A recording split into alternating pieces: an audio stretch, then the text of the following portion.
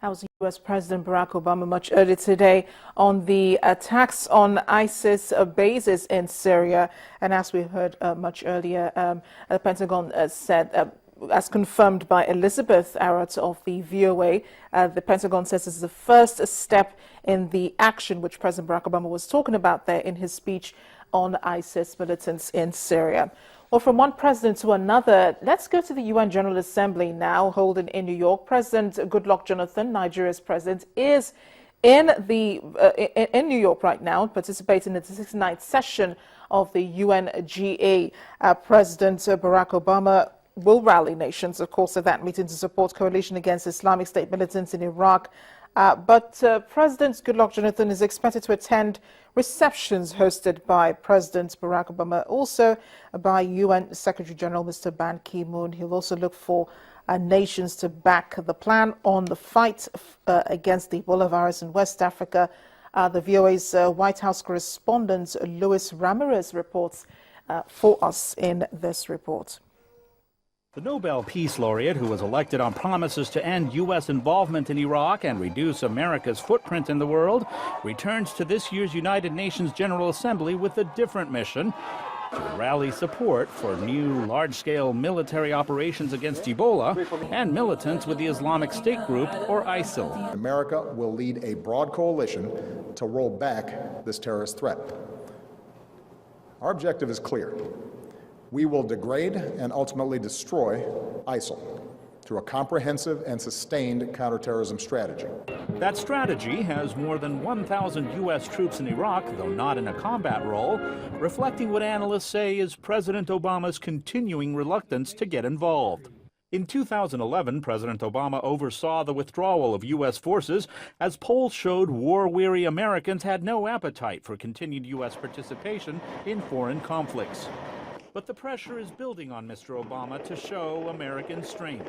This is James Wright Foley. Videos of Islamic State militants killing U.S. journalists have helped turn polls around, with more Americans now favoring stronger U.S. action. For Mr. Obama, it's created a dilemma.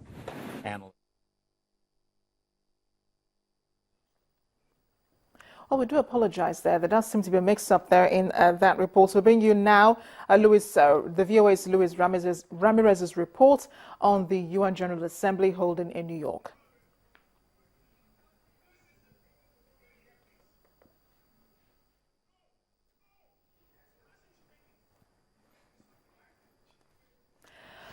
It does seem we're having problems with our technical department. Let's move on now. Just before the meetings today, over the weekend, thousands participated in protests across the world against actions against climate change in the world. World leaders earlier today began a meeting on climate change at the UN headquarters, discussing weather issues. And the aim of that meeting was to encourage member states to sign up to a comprehensive new global climate agreement ahead of talks in Paris next year.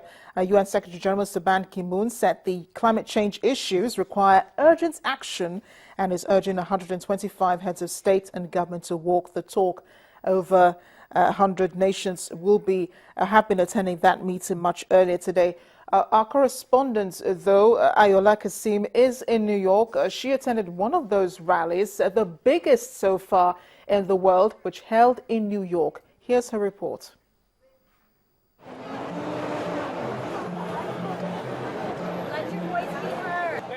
Katrina Maloney traveled over 500 miles to be in New York.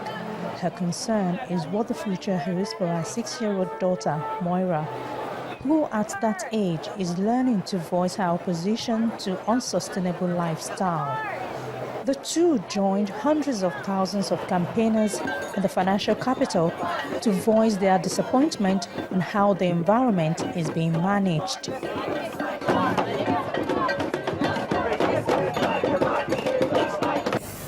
Planet's not going in a good direction, and I'm here to let my voice be heard.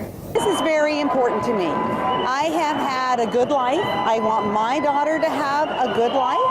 I want her to feel she can have children and they'll have a good life. With world leaders gathering at the United Nations on Tuesday for a climate summit, Marchers say the timing is right for the populist message in support of limits on carbon emissions.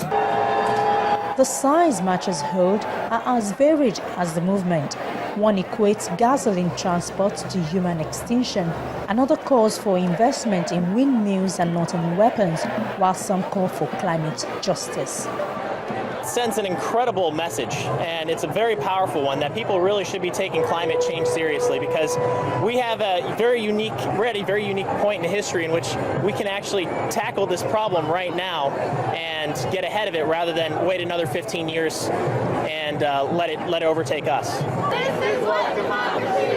The demonstrators represent a broad coalition of ages, races, geographical locations and interests, with union members, religious leaders, scientists, politicians and students joining the procession.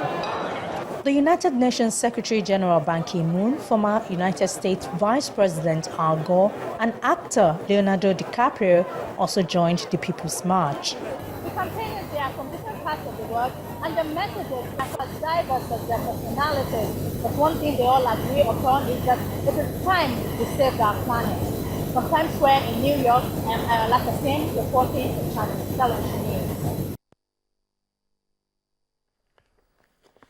Well, that was our correspondent, Ayola Kasim, who has been following the climate change summit in New York. We'll be reaching out to her much later in the week. But first of all, the VOA's Margaret Basher is online right now from New York. She joins us via Skype. Margaret, thank you so much for joining us on The World Today. So the Climate Change Summit has been holding all day. What are we hearing from the meetings they're having? Well, I think, people are here to build momentum ahead of the Paris 2015 meeting, as you mentioned. So it's not really so much to make pledges and such, but the Secretary General was very strong in his remarks this morning at the opening, and he said, this is the defining issue of our time, and how we respond to it is going to define our future. And he said we don't have a plan B because we don't have a planet B. So he's really pushing for countries to become carbon neutral. In other words, for us not to emit more carbon gas than the planet can absorb. And in fact, the UN is doing its part, and he says the UN will be carbon neutral by the year 2020, so in just a little more than 5 years from now. I'm wondering if countries such as the US and China, who have been known to be the highest emitters of greenhouse gases, did have anything to say at that summit. Well, we have President Obama coming up momentarily. He's due to speak here within the next 10 minutes or so I can't tell you yet what he's going to say because we haven't heard from him. China sent their vice premier, who's a very high up official, but not the highest up official. So I believe, people here were a little disappointed that China, as one of the biggest polluters, didn't send their president. But we're waiting to hear what China has to say. India, President Modi didn't come either. So people, I think, are a little disappointed about that. But basically, this, we're not expecting huge pledges out of this, I don't think. We're just, it's more sort of to galvanize political will ahead of next year, Paris. And hopefully there'll be a universal climate agreement then. Yeah, hopefully, Margaret. But I'd like to talk also about the other meetings you've been holding at the UNGA that you've been attending. We understand Nigeria's President, Goodluck Jonathan, was at one of those meetings earlier today. You know what kind of message that, him or other African leaders brought? I know the full meetings are due to start tomorrow, but what's been the focus of their discussion so far? I'm sorry, I don't know which meeting you're referring to. There's so many meetings going on here, and I'm not aware of one that he spoke of today. Perhaps the one attended by Nigeria's President, Goodluck Jonathan. Right. I'm sorry. I'm not hearing you very well.